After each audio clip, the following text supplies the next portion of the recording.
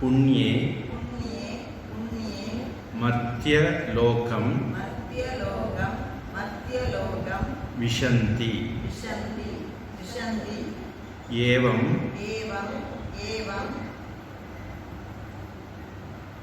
त्रैधर्म्यम् अनुपपन्नाः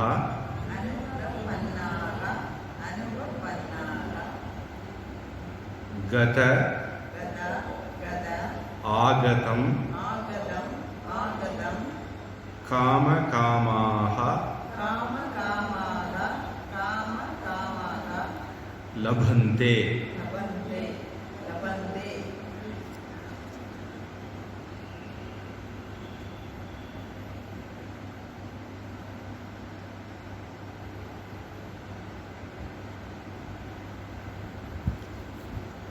சொர்க்கலோகம் அனுஸ்வாரம், அடுத்தது வக்காரம் வர்றதுனால, அனுஸ்வாரத்துக்கு பிறகு அந்த வக்காரம் வர்றதுனால அந்த வக்காரம் மூக்கால சொல்லக்கூடியதாக மாறிடும். அப்போ சொர்க்கலோகம் விஷாலம் அப்படி. அதே மாதிரி மர்த்தியலோகம் அனுஸ்வாரத்துக்கு பிறகு அந்த வா வர்றதுனால அந்த வா மூக்கால சொல்லக்கூடிய வாவா மாறிடும். அப்போ மர்த்தியலோகம் விஷந்தி. அது எப்படி புரிஞ்சுக்கிறதுனா, மர்த்தியலோகம் உதடு ஒட்டி அப்புறம் வீன்னு பிரிப்போம். இந்த இடத்துல மர்த்தியலோகம் விஷந்தின்னு சொல்லிடுவோம், உதடு ஒட்டாது. ஏவம் அனுஸ்வாரம், அடுத்தது த்ரை வந்திருக்கிறதுனால அது இன்னா மாறிடும். அப்போ ஏவன் த்ரை தர்மியம் அனுப்பிரபன்னாக சேரும்போது த்ரை தர்மியம் அனுப்பிரபன்னாக. இதில் அனுப்பிரபன்னாக விசர்க்கம் உண்டு, அது மறைஞ்சிருது. அதே மாதிரி காமகாமாக அங்கேயும் விசர்க்கம் உண்டு, அது மறைஞ்சிருது. கத ஆகதம் சேரும்போது கதாகதம் அப்படின்னு மாறுது. இது சந்தி.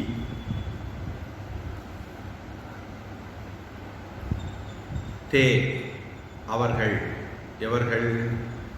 போன ஸ்லோகத்தில் சொர்க்கலோகத்துக்கு போய் சொர்க்கலோக போகங்களை எல்லாம் அனுபவிப்பாங்கன்னு சொன்னோமே, அவங்க தம் அதையெல்லாம் சொர்க்கலோகத்தில் என்னென்ன உண்டோ டான்ஸு, ஆட்டம், பாட்டம், கொண்டாட்டம் எல்லாம் புக்துவா அனுபவிச்சுட்டு ஒரு கவா போட்டார். அனுபவிச்சுட்டு கவா சொர்க்கலோகம் விஷாலம், ரொம்ப விஷாலமான சொர்க்கலோகத்தில் க்ஷீணே புண்ணியே, புண்ணியம் தீர்ந்த உடனே மர்த்தியலோகம் இந்த மனுஷலோகத்துக்கு, ஏற்கனவே 19வது ஸ்லோகத்தில் அமிர்தம் செய்வ மிருத்யுஷ்ச, மிருத்யு அது இந்த மனித லோகத்தில் உள்ள ஒரு குணம். இந்த உலகத்தில் பிறந்தா இறந்தா ஆகணும். அதனால இந்த மர்த்தியலோகம், மரணம் இருக்கக்கூடிய லோகமான இந்த பூலோகத்துக்கு விஷந்தி வருவாங்கன்னு சொல்லல, கீழே விழுந்துருவாங்க அப்படிங்கிறார். 20வது ஸ்லோகத்தில் தே புண்ணியமாசாத்திய, புண்ணியத்தை சம்பாதித்து அப்படின்னாரு. நீங்க என்னதான் சம்பாதிச்சாலும், ஒருத்தர் 5 லட்சம் சம்பாதிச்சிருவாரு, ஒருத்தர் 5 கோடி சம்பாதிச்சிருவார். அதுக்கு ஒரு எல்லாம் உண்டு தானே. இன்ஃபினிட்டியாக யாரும் சம்பாதிக்கிறது இல்லை, அளவில்லாத சம்பாத்தியம் யாரும் சம்பாதிக்கிறது இல்லை. அதனால புண்ணியம் ஒருத்தர் 5 லட்சத்துக்கு சம்பாதிச்சா 5 லட்சத்துக்கு செலவழிச்சுட்டு வருவாங்க, 5 கோடிக்கு சம்பாதிச்சா 5 கோடிக்கு செலவழிச்சுட்டு வருவாங்க. ஆனால் ஏதோ ஒரு சந்தர்ப்பத்தில் செலவழிச்சுட்டு வந்தாங்க. அப்போ அந்த புண்ணியம் தீர்ந்து மனித லோகத்துக்கு புகுவார்கள். ஏவம் இந்த மாதிரி திரைதர்மியம் 3 தர்மம் உள்ள, அதாவது திரைவித்யா அப்படின்னு நம்ம போனதில் பார்த்தோம். அந்த வைதிக கர்மங்கள், வேதத்தில் சொல்லப்பட்ட கர்மங்களை மட்டும் செய்கிறவங்க, பூஜைகளை மட்டும் பண்ணுறவங்க, ஞானத்துக்கு வராதவங்க, வெறுமனே பூஜை மட்டும். இந்த காலத்துக்கு நம்ம புரிஞ்சுக்கிறத நம்ம வேதம் பண்ணுறதில்ல, ஆனால் நாம் என்ன பண்ணுறோம், பூஜைகளில் மட்டும் ஸ்டக்காகி நிற்கிறோம். அந்த பூஜை மட்டும் பண்ணுறவங்க அவங்க அனுப்பிரபன்னாக, அதாவது பூஜைகளை மட்டும் கடைபிடிக்கிறவர்கள், அதுவே கதின்னு இருக்கிறவங்க. பிரபன்னர்கள்னா சரணாகதம் அடைந்தவர்கள் அர்த்தம் உண்டு. அதுவே கதின்னு இருக்கிறவங்க. கதாகதம் போகிறது வாரது, போகிறது வாரது. இங்கேருந்து சொர்க்கம் போகணும், திருப்பி இங்கே தான் வரணும், திருப்பி சொர்க்கம் போகணும், திருப்பி இங்கே தான் வரணும். இப்படி என்ன ஷண்டிங்கா பஸ்ஸு போயிட்டு வர்றதுக்கு சில ட்ரெயினுக்கு எல்லாம் அப்படி சொல்லுவாங்கல்ல, சர்க்குலர். அப்படி சர்க்குலருங்கிற வார்த்தை தான் சம்சாரம்ங்கிறது, சுற்றி சுற்றி வர்றது. கதாகதம் காமகாமாக, ஆசையை ஆசைப்படுபவர்கள் அவங்க, அதாவது ஆசையுடையவர்கள். லபந்தே அடைகிறார்கள். சொர்க்கத்துக்கு போவாங்க அப்படின்னு சொன்னோடனே இல்லை சொர்க்கத்துக்கு போயிட்டு திரும்பி இங்கே தான் வருவாங்க அப்படின்னு இதில் பெரிய அச்சீவ்மெண்ட் ஒன்றும் அதில் இல்லை அப்படின்னு பகவான் சொல்ல விரும்புகிறார். ஸ்லோகம் இதுவும் என்ன சந்தஸ்ல இருக்கு, திருஷ்டு சந்தஸ்ல இருக்கு. விதிவிலக்காக சில ஸ்லோகங்கள் பகவத்கீதையில் திருஷ்டு சந்தஸ்ல இருக்கு. ஆனால் இதை படிக்கிற விதத்துலேயும் சின்ன வித்தியாசம். நல்ல தம் கட்டி படிக்கணும். முதல்ல நம்ம சின்ன துண்டா படிப்போம், படிச்சுக்கிட்டு சேர்த்து படிப்போம். தேதம் புக்த்வா சொர்க்கலோகம் விஷாலம்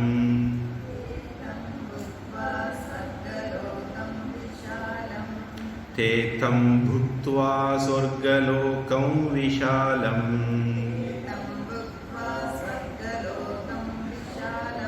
க்ஷீணே புண்யே மர்த்யலோகம் விஷந்தி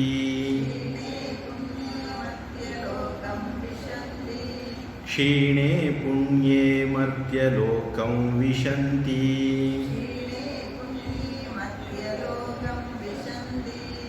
ஏவம் த்ரைதர்ம்யமனுப்ரபன்னாः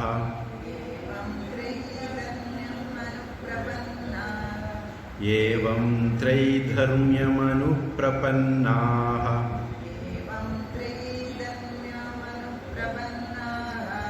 கதாகதம் காமகாமா லபந்தே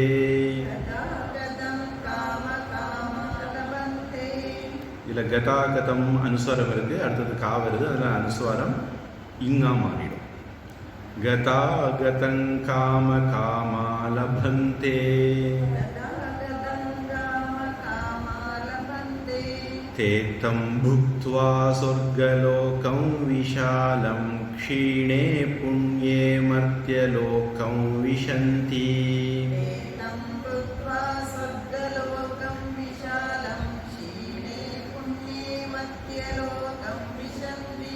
இதில் இந்த விஷாலமுக்கு அடுத்தது க்ஷீணே வர்றதுனால, அனுஸ்வாரத்துக்கு பிறகு வர்றதுனால அனுஸ்வாரம் அங்கே இங்கா மாறும். ஏன்னா அடுத்த க்ஷீணேல முதல் எழுத்து இக்கு, அதனால இங்கா மாறும்.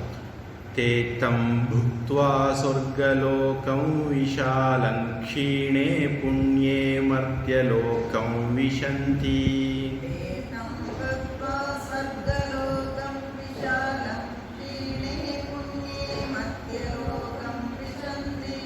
ஏவம் த்ரைதர்ம்யமனுப்ரபன்னாः கதாகதம் காமகாமா லபந்தே.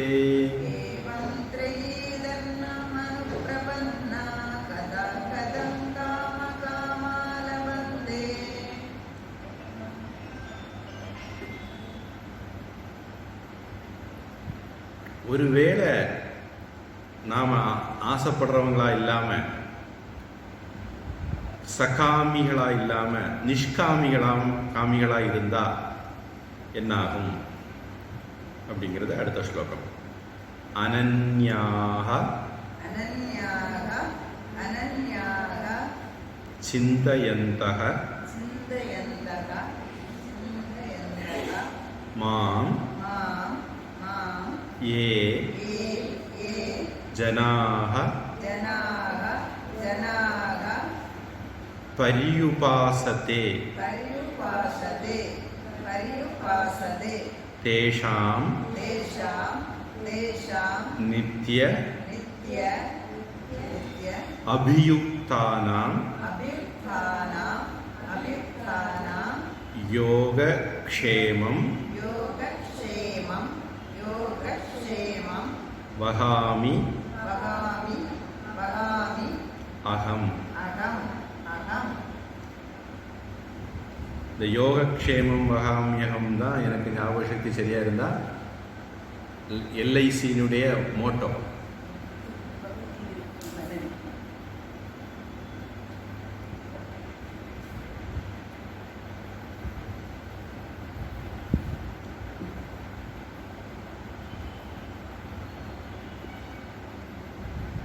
எல்ஐசியினுடைய மோட்டோ யோகக்ஷேமம் வகாமியகம். நிறைய மோட்டோக்கள் இப்போ சத்தியமேவ ஜெயதே, வாய்மையே வெல்லும் தமிழில் இருக்குது, அது சத்தியமேவ ஜெயதேன்னு முண்டகோபனிஷத்தில் உள்ளது. இதை மாதிரி வேதங்களில் இருந்து புராணங்கள் இதிகாசங்களில் இருந்து நிறைய வாசகங்கள் நம்முடைய முப்படைக்கு அரசாங்க சில துறைகளுக்கெல்லாம் பயன்படுத்துகிறாங்க. அதில் இது எல்ஐசிக்கு பயன்படுத்துகிற ஒரு வாக்கியம். யோகம் அப்படின்னா ஒன்று அடைகிறது, யோகங்கிறதுக்கு சேர்றதுங்கிற அர்த்தம் உண்டு. நம்மளை ஒன்று சேர்றது. க்ஷேமம்னா காப்பாற்றுறது, ஒன்று அடைகிறதும் அடைந்ததை காப்பாற்றுறது ரெண்டும். அகம் வகாமி, நானே பார்த்துக்கிறேன். அப்போ நமக்கு கஷ்டம் இல்லை, பொறுப்பெல்லாம் அவரே எடுத்துக்கிறார். நம்ம ஹாயாக உட்காந்துக்கிட்டா போகிறோம். யாருக்கு அது? அனன்யாக, அதாவது தனக்கு அந்நியமாக இறைவனை தேடாதவர்கள். பொதுவாக கடவுள் வேற ஒருத்தர் இருக்காரு அப்படின்னு அவரை முயற்சி பண்ணுவாங்க நிறைய பேர். அதாவது கடவுள் நம்ம வேற, நான் வேற, கடவுளை நம்ம தேடணும் அடையணும் இப்படியெல்லாம் முயற்சி பண்ணுவாங்க. இங்க அந்நியாக இல்லை, அனன்யாக, தானாகவே தன்னுடைய அம்சமாகவே ஆத்மாவாகவே இறைவனை நினைப்பவர்கள், சிந்தையந்தக நினைப்பவர்கள். யாரை அப்படிங்கிறது மாம், என்னை நினைப்பவர்கள். அப்ப என்னைன்னு இந்த இடத்துல பகவான் கிருஷ்ணன் இல்லை, அந்த பரம்பொருள், எல்லையற்ற பரம்பொருளை தானாகவே நினைப்பவங்க. ஏ ஜனாகா, எந்த ஜனங்கள் இப்படி பரியுபாசதே உபாசனை செய்கிறார்களோ வழிபடுகிறார்களோ, தேஷாம் அந்த ஜனங்களுக்கு நித்திய அபியுக்தானாம் எப்போதும் அந்த நினைவிலேயே தோய்ந்து இருப்பவர்கள். யோகக்ஷேமம் வகாமியகம், அவருடைய யோகக்ஷேமத்தை நானே கவனித்துக் கொள்கிறேன். அது என்னுடைய பொறுப்பு. என்னுடைய பக்தர்களுக்கு எது நல்லது, என்ன நடக்கணும், எப்படி நடக்கணுங்கிறதெல்லாம் அவங்க கவலைப்பட வேண்டியதில்லை. அவங்களுக்கு நடக்க வேண்டிய நேரத்தில் நடக்க வேண்டிய விதத்தில் நானே நடத்தி கொடுப்பேன் அப்படின்னு பகவான் சொல்றார். இதில் அனன்யாஹா விசர்க்கம், அடுத்தது சா வந்திருக்கு. அப்போ விசர்க்கம் என்னாகும்?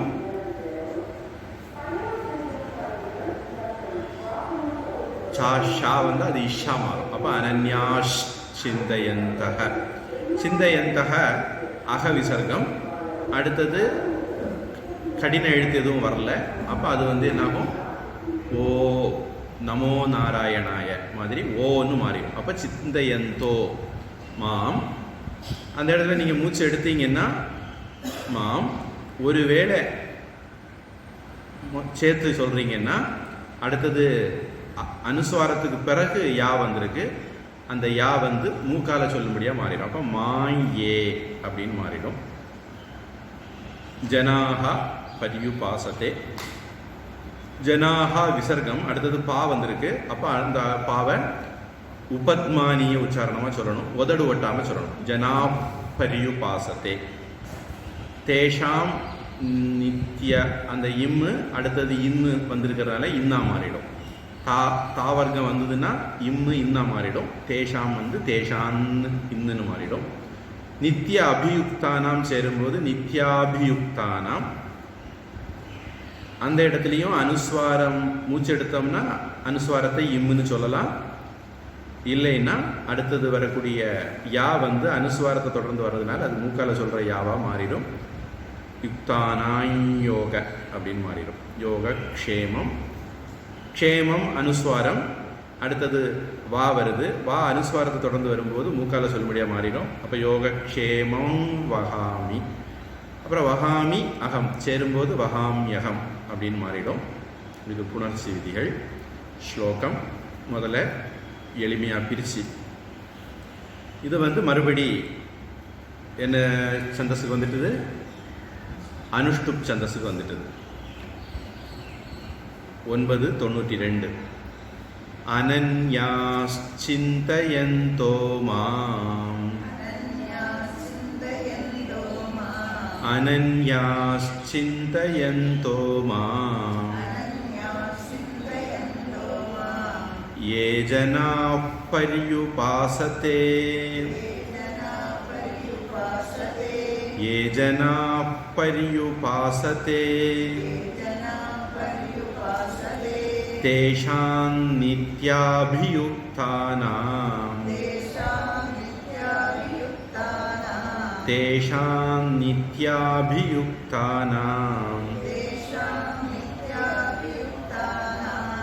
योगक्षेमं वहाम्यहम् योगक्षेमं वहाम्यहम्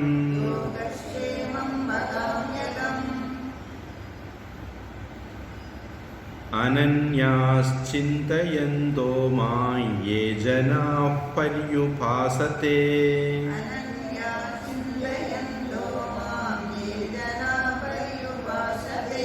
तेषां नित्याभियुक्तानां योगक्षेमं वहाम्यहम्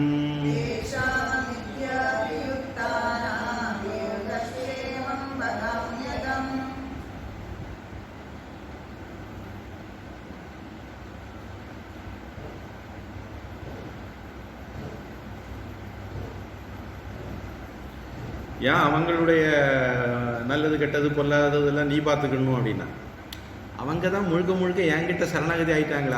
அவங்களுக்கு என்ன பண்ணணும் பண்ண வேண்டாம்னு யோசிக்கிறதே இல்லையே. அதனால் குழந்தை வந்து தாய்கிட்ட தன்னை ஒப்படைச்சிட்ட அதுக்கு பிறகு தாய் தான் குழந்தையெல்லாம் பார்த்துக்குவா. அது மாதிரி பகவான் தன்னுடைய குழந்தைய பார்த்துக்கிறது மாதிரி பார்த்துக்குவார்.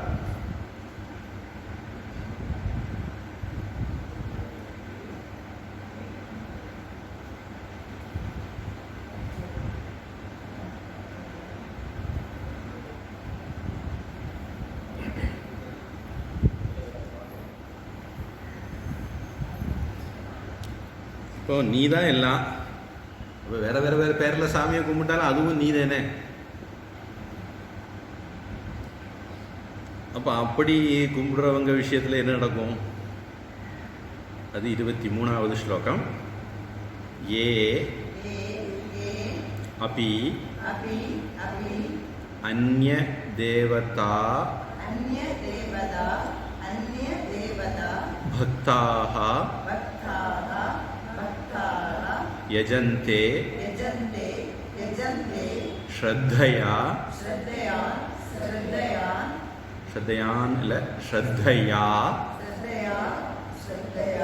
अन्विताः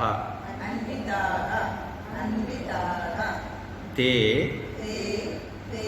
अपि मां एव कौन्तेय यजन्ति अविधि पूर्वकम. பக்தாக நல்லா சொன்னீங்க.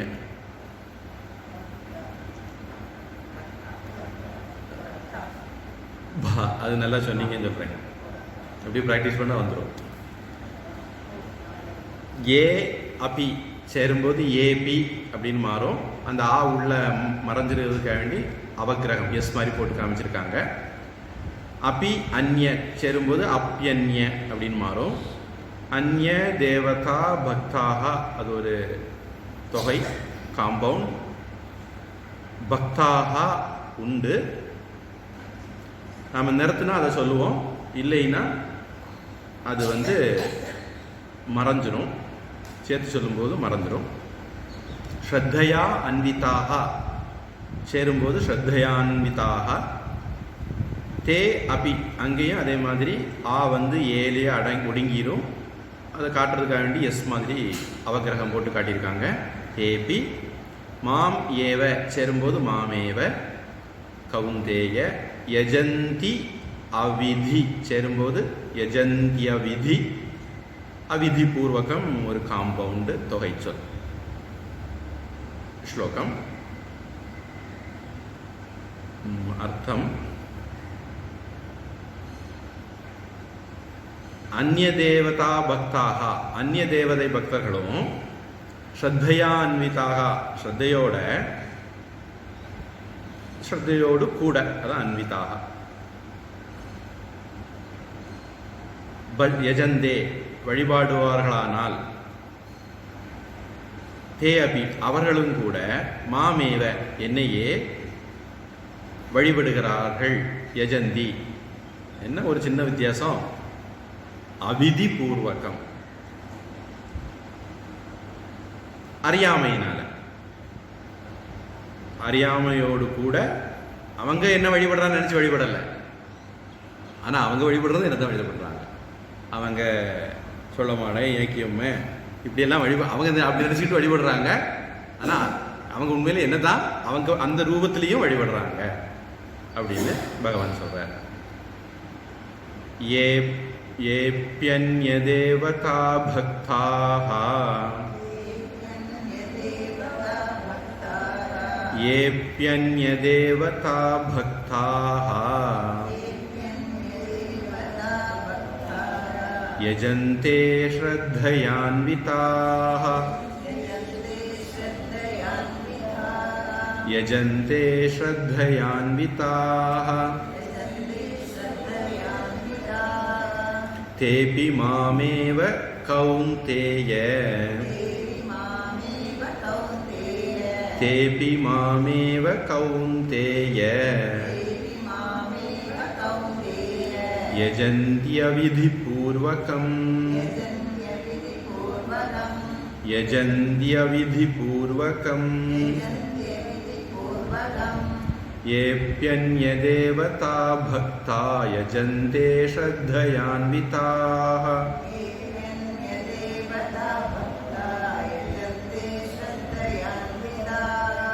தேபி மாமேவ கௌந்தேய யஜந்த்யவிதி பூர்வகம்.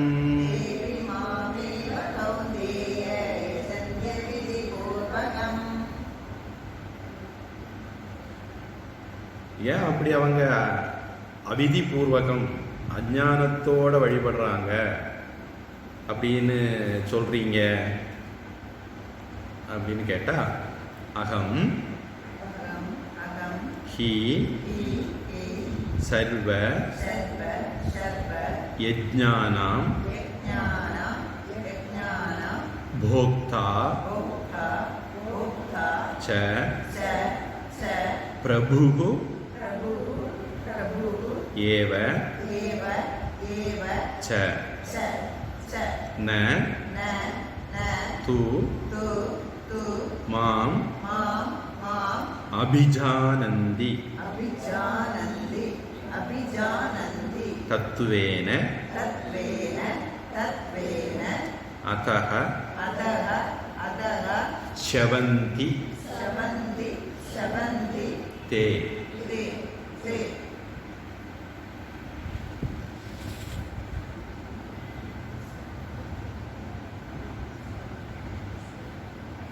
பிரபு ஏவ அந்த விசர்க்கம் இர்ரா மாறும்.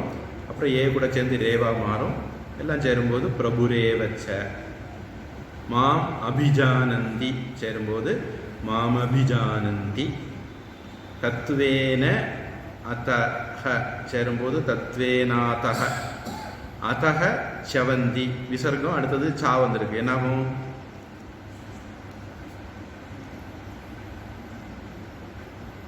இஷா மாறும். அதஷ்சவந்தி. அப்ப தத்வேனாதச்சவந்தி தே.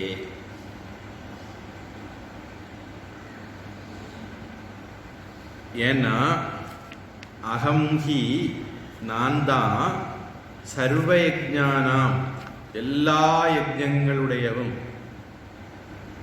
எல்லா யஜ்ஞங்களுடையவும் ஏன் சொன்னாங்க?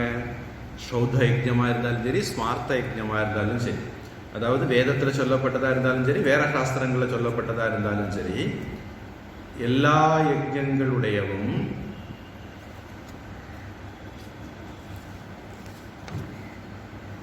போக்தா, அதாவது அதை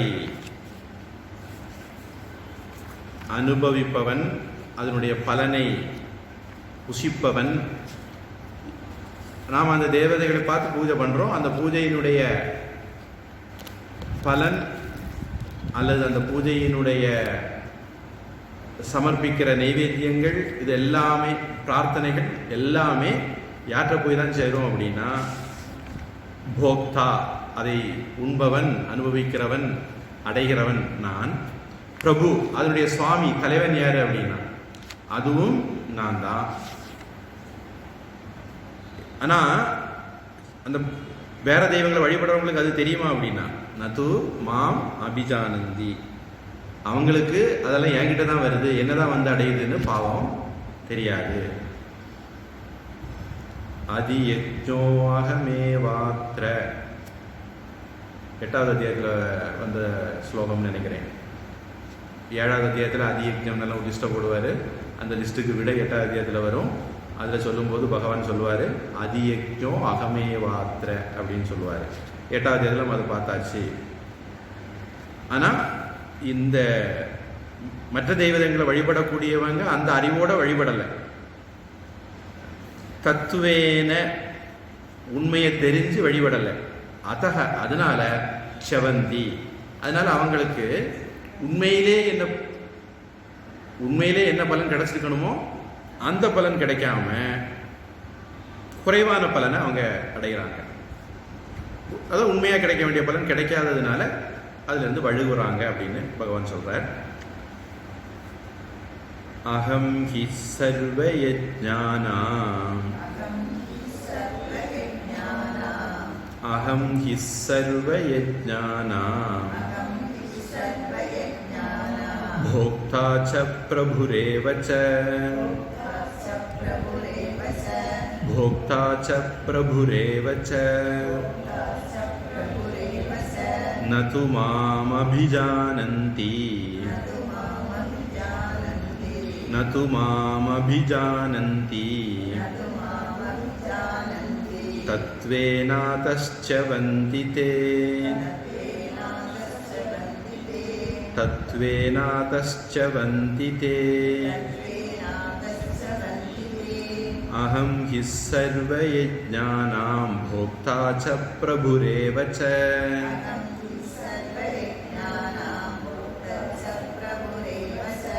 न तु मामभिजानन्ति तत्त्वेनातश्चवन्ति ते.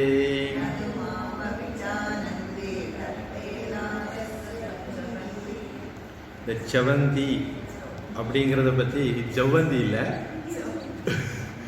இதை பற்றி ஆதித்ய ஹிருதயம் கிளாஸில் அப்புறம் மகாபாரதம் கிளாஸில் எல்லாம் சொல்லியிருக்கேன். செவனப்ராஷ் அப்படிங்கிற மருந்து இந்த இதில் வார்த்தையிலேருந்து வரக்கூடியதான். இதை வச்சு செவன மகரிஷின்னு ஒரு மகரிஷி, அஸ்வினி தேவர்கள், அது அப்படின்னெல்லாம் ஒரு கதை இருக்குது. மகாபாரத கதையோட அந்த செவன மகரிஷி பரம்பரைக்கு சம்பந்தம் இருக்கு. பாம்புக்கும் அவருடைய பரம்பரைக்கு சம்பந்தம் இருக்கிறதுனால செவன மகரிஷி பரம்பரைக்கு அதுக்கு சம்பந்தம் இருக்கு. அப்புறம் இவங்க தீர்த்த யாத்திரை பண்ணும்போது செவன மகரிஷி ஆசிரமத்துக்கெல்லாம் தர்மபுத்திரர்கள் போறாங்க. அங்கேயும் செவன மகரிஷி கதை வருது. அதெல்லாம் நீங்கள் ஆதித்ய வகுப்பு மகாபாரத வகுப்பில் கண்டுகொள்ளுங்க. இப்போ ஒரு ஸ்லோகம் 4 ஸ்லோகம் பாக்கி வச்சுக்கலாம்னு நினைக்கிறேன் அடுத்த கிளாஸுக்கு. இந்த அத்தியாயம் முடியுதும் இல்லையா? இல்லை, இதேவா அகம் ஹிஸ்ஸர், நான் கொஞ்சம் அதில் ஹிஸ்ன்னு ஆக்குறேன், தேவையில்லைன்னு நினைக்கிறேன். அகம் ஹி சர்வ யஜ்ஞானாம் अहं हि सर्वयज्ञानां भोक्ता च प्रभुरेव च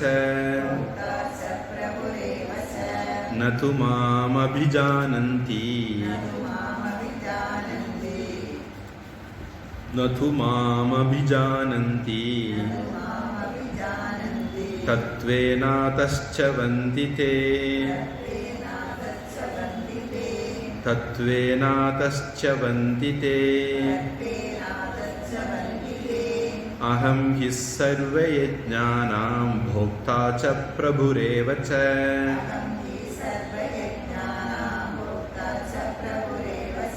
न तु मामभिजानन्ति तत्त्वेनातश्च वन्दिते।